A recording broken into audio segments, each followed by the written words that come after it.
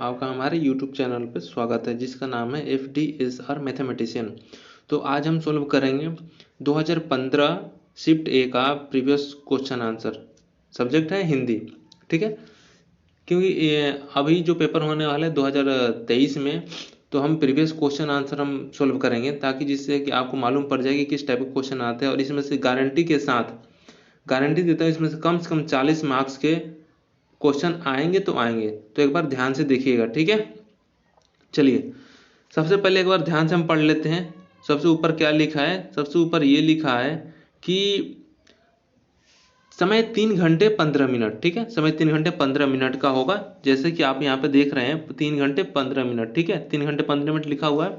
उसके बाद से पूर्णांक, ये जो पूर्णांक दिख रहा है ना, पूर्णांक पूर्णांक टोटल 100, यानी 100 मार्क्स के क्वेश्चन होंगे। तो टोटल 100 मार्क्स के क्वेश्चन यहाँ पर लिखे गए होंगे, ठीक है ना। चलिए आगे 100 मार्क्स के क्वेश्चन होंगे। परीक्षार्थी यथासंभव अपने शब्दों में उत्तर दें, यानी कि जो परीक्षार्थी हैं यथासंभव अपने ही शब्दों में उत्तर दें, अथवा मार्क्स कम, यानी जो आपको अंक प्राप्त होंगे वो कम ही प्राप्त होंगे। मतलब जो उत्तर आप देंगे अपने शब्दों में ही ज़्यादा देंगे। ये नहीं कि आप डायरी से पढ़ के गए और तुरंत जाके लिख दिया, ऐसा नहीं करना है आपको, ठीक है। अगला ये है कि जब थर्ड, सभी प्रश्न अनिवार्य हैं, यानी सारे प्रश्न जरूरी हैं। क्वेश्चन नंबर 4, ऊपर जो परीक्षार्थी के निर्देश है उसमें चौथा पॉइंट है, उत्तर देते समय परीक्षार्थी यथासंभव शब्द सीमा पर ध्यान रखे। मतलब इसकी बात कर रहा हूं मैं, इसकी दिख रहा है ना, उत्तर देते समय परीक्षार्थी यथासंभव शब्द सीमा का ध्यान रखें। जैसे कि मान को होता है ना कि इसमें आगे आप देखोगे कि 150 शब्दों में लिखे, 100 शब्दों में लिखो या 20 शब्दों में लिखे, तो उतने ही शब्दों में लिखने, उससे ज्यादा शब्दों में हमें नहीं लिखने हैं, ठीक है। अब चलिए पांचवा, इस प्रश्न को पढ़ने के अतिरिक्त 15 मिनट का अतिरिक्त समय दिया गया। अब इसमें देख रहे हैं आप क्या लिखा है, इस प्रश्न पत्र को पढ़ने के लिए 15 मिनट का अतिरिक्त समय दिया गया है, यानी कि आपको 15 मिनट का एक्स्ट्रा टाइम मिलेगा जिससे कि आप पढ़ सकें, ठीक है। इसको देखिए, इस वाला लाइन को, ठीक है। 15 मिनट आपको मिला है, 15 मिनट, ठीक है ना। 15 मिनट मिला है आपको, उसको मतलब आप पूरे क्वेश्चन को 15 मिनट तो खंगोट जाएंगे, पूरी तरह से पढ़ सकते हैं अच्छी तरह से, ठीक है। तो चलो अब हम क्वेश्चन सोल्व करते हैं आगे चल के। अभी ये है आपका क्वेश्चन नंबर 1 और सेक्शन ऑफ क्वेश्चन नंबर 1, निम्नलिखित गद्यांश का ध्यानपूर्वक पढ़कर नीचे दिए गए प्रश्नों का उत्तर दीजिए। ये क्या है कि आपको इसे पढ़ के और इसको उत्तर देना है, ठीक है। मान के चलिए एक गुरुकुल था वगैरह वगैरह, एक बार आप पढ़ लीजिएगा। पढ़ने के बाद इसको हम उत्तर देना है। यहाँ पे निम्नांकित प्रश्नों का उत्तर दीजिए, ध्यान से देखिएगा, ये रहा निम्नांकित प्रश्नों का उत्तर दीजिए, लिखा है ना यहाँ पे, प्रश्नों का उत्तर दीजिए। अब क्वेश्चन नहीं है, क्वेश्चन है आचार्य ने अपने शिष्यों को बुलाकर क्या कहा। जब आप ध्यान से पढ़िएगा तो उसमें लिखा हुआ आचार्य ने अपने शिष्यों को बुलाकर क्या कहा, ठीक है। तो इसमें आचार्य ने, अब इसको अब अगर आप अच्छे से पढ़ लिए होंगे ना तो आपको अच्छे से समझ में आएगा कि कुछ धनी परिवार के बालकों ने अपने घर से धन लाकर देने की बात कही, लेकिन यह बात किसी को पता नहीं चलनी चाहिए। समझ रहे, आचार्य ने यह कहा था। ख में, कुछ न ला सकने वाले शिष्य पर आचार्य क्यों प्रसन्न हुए, ठीक है। तो आंसर ये हुआ क्योंकि गुरु के कहने पर भी वह शिष्य चोरी कर कुछ न ला सका। समझ रहे हैं ना। तो इस टाइप से इसको पढ़ के इसका आंसर देना है, ओके। चलिए अगले क्वेश्चन की तरफ चलते हैं। अब देखिए 2 गद्यांश है, निम्नांकित गद्यांश का ध्यानपूर्वक पढ़कर नीचे दिए गए प्रश्नों का उत्तर दीजिए। अब देखिए कि ये 4 नंबर का, 4 नंबर का, ठीक है ना टोटल, मतलब कि ये जो है 6 × 2 यानी 12 नंबर का ये है, और ये है आपका 4 × 2 यानी 8 नंबर का ये है, ठीक है ना। तो इसको अच्छे से पढ़ के इसको आंसर देना है, ठीक है। अब अगला क्वेश्चन ध्यान से देखिए, मान के इसको पढ़ लीजिएगा, इसको आंसर ऐसे दे दीजिएगा। अब अगला क्वेश्चन हम आपको दिखाते हैं, ये रहा, इसको ध्यान से देखिए। दिए गए संकेत बिंदुओं का आधार पर लगभग 250 यानी 250 शब्दों में किसी एक विषय पर निबंध लिखें। अब आपको निबंध लिखना है। निबंध कैसे लिखना है, तो देखिए, मान चलिए कि वृक्षारोपण हुआ, मेरे प्रिय नेता हुआ, स्त्री शिक्षा हुआ। इसमें 4 टॉपिक है, 5 टॉपिक है, भूमिका, वृक्ष की महत्ता, वृक्ष से लाभ, कटाई की प्रतिपूर्ति, यानी कटाई के बाद उसकी प्रतिपूर्ति और उपसंहार। इसका मतलब क्या है, भूमिका में क्या कहते हैं। देखिए भूमिका क्या होता है कि, भूमिका बता देता हूं, वृक्ष हमारे लिए अत्यंत महत्वपूर्ण है, वो हमेशा चौकन्ना रहकर हमारी रक्षा के लिए तत्पर रहते हैं। इसके महत्व का बखान शब्दों में नहीं किया जा सकता है। वृक्ष जन्म लेकर मतलब मृत्यु उपरांत मरने तक हमारे काम आते हैं, इत्यादि इत्यादि। ये भूमिका होगी, मतलब उनका काम क्या, भूमिका मतलब एक बेस, ठीक है। अब वृक्ष की महत्ता, अब ये आ गया वृक्ष की महत्ता में कि वृक्ष से उसका महत्व क्या है वृक्ष का। तो एक शॉर्ट फॉर्म बताता हूँ। यदि पूरी धरती का मरुस्थल हो जाए या फिर मान चलिए वृक्ष नहीं है तो हम नहीं जी पाएंगे वगैरह वगैरह, वृक्ष के बारे में लिख देना, ठीक है। अब आ गया कि वृक्ष लाभ क्या है। अब वृक्ष लाभ है, हमें ऑक्सीजन मिलता है, हमें लकड़ियां मिलती हैं वगैरह वगैरह, ठीक है। हम कटाई पूर्ति का मतलब क्या होता है, कटाई पूर्ति मतलब वृक्ष कटे वहां पर नए वृक्ष लगाने चाहिए, वृक्षों को नहीं काटनी चाहिए वगैरह, ठीक है ना, इस हिसाब से। उपसंहार यानी लास्ट में हमें ये लिखना होता है। उपसंहार में ऐसे लिख दीजिएगा कि वृक्षारोपण आवश्यक है क्योंकि मानव जीवन में मौन खड़ा रहकर यह जीवन और आनंद प्रदान करता है, ठीक है। मतलब कि क्यों वृक्षारोपण आवश्यक है, क्योंकि मानव जीवन में मौन खड़ा रहकर यह जीवन और आनंद प्रदान करता है। यह मौसम के संतुलन में बनाए रखता है, जिससे कि सर्दी गर्मी बरसात समय पर होती है। जीवन देने के साथ ही प्राकृतिक सौंदर्य में वृद्धि करता है। अतः यह समझ के वृक्षारोपण करना चाहिए। एक वृक्ष 100 पुत्र समान होता है, समझ गए। इस टाइप के, मतलब इसी टाइप से क्वेश्चन का आंसर देना है आपको। यानी अगर इसने कहा है कि 250 शब्दों में, तो आपको 250 शब्दों में ही आंसर देने हैं, या नहीं ज़्यादा नहीं दे देना है, ठीक है। चलिए अगला चलते हैं।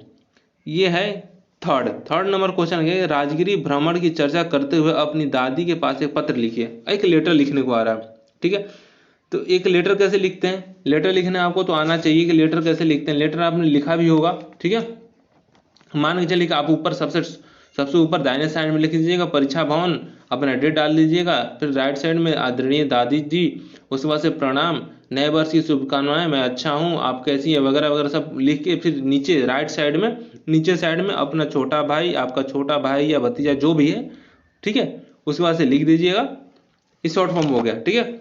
वैसे चौथा, अब क्वेश्चन नंबर 4 पे चलते हैं। क्वेश्चन नंबर ये रहा 4, ठीक है। 4, बलाघात क्या है स्पष्ट करें, अथवा बनावट की दृष्टि से शब्द के भेदों को सोदाहरण लिखें। अब ये दे रहा है कि बलाघाट है क्या, ठीक है।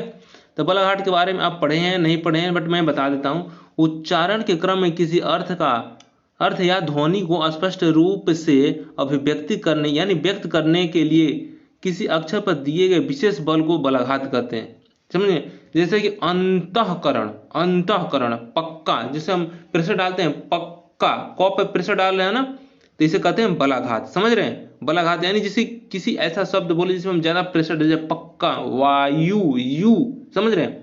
तो जिस अक्षर का आगे मतलब विसर्ग लगा हो, अंतःकरण अर्थात त पर संयुक्त व्यंजक के पहले अक्षर पर पक्का में प पर, पक्का पक्का, समझ रहे हैं। चलिए अगला क्वेश्चन पे हम चलते हैं। अगला क्वेश्चन है कि ये वाला, ये रिक्त स्थान को पूर्ति करें।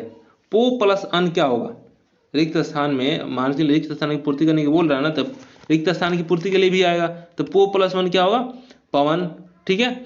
दूसरा होगा ख का उच्चारण स्थान है, मतलब ख जो बोलोगे तो कहाँ से बोलोगे, मुंह में ऐसा कौन सी जगह जहाँ पे ख, यानी तुम्हारा क्या होगा, ये कंठ हो गया, ओके। आंख, अब ये रहा आंख लाल पीला करना, मुहावरा है। मुहावरा में क्या होता है, आंख लाल पीला यानी गुस्सा करना, ठीक है, क्रोध होना, ठीक है। नेता का स्त्रीलिंग क्या होता है, नेत्री, ठीक है। धर्म का विशेषण क्या होता है कि धार्मिक होता है, ओके। चलिए अब अगला क्वेश्चन पे, क्वेश्चन नंबर 6 पर ध्यान दीजिएगा। ये रहा क्वेश्चन नंबर 6। ये दे रहा है कि निम्नलिखित अशुद्ध वाक्यों को शुद्ध करें, मतलब इनमें अशुद्ध जो वाक्य हैं उनको शुद्ध करना है, ठीक है। अब आपके सामने ये है कि पहला क्वेश्चन नंबर 1 है कि तमाम देश भर में खुशहाली छा गई। अब आपको लग रहा है ना ये सही है, लेकिन ये गलत है। लेकिन ऐसे होगा कि देश भर में खुशहाली छा गई, बस इतना बहुत है, ठीक है। ये हो गया। अब आइए दूसरे पे, ये वाला दूसरे में यह है कि धन ही झगड़ा का कारण बना, लेकिन सही क्या हुआ कि धन के कारण झगड़ा हुआ, ठीक है। तीसरा पे ध्यान दे कि मैंने एक नाग को मारा, ठीक है, लेकिन सही में क्या होगा, मैंने एक नाग मारा, ठीक है। इत्यादि आप समझ लीजिएगा। चलिए अब आगे बढ़ते हैं। ये है 7वां नंबर क्वेश्चन। ये ध्यान से देखिएगा, स्तंभ अ और स्तंभ अ का सही मिलान आमने सामने लिखे, मतलब जो मिलान रखे हैं ना इनको आपको मैच करना है। हो सकता ये शायद राइटर का नाम है, ठीक है, ये राइटर का नाम है, ये लेसन का नाम है, आपको मैच करना है कौन किसका है, कौन किसने लिखा है, ठीक है। तो मैं बता देता हूँ, फर्स्ट का ग होगा, यानी फर्स्ट का ग, ध्यान से देखिए, अमरकांत ने बहादुर को लिखा है, ठीक है।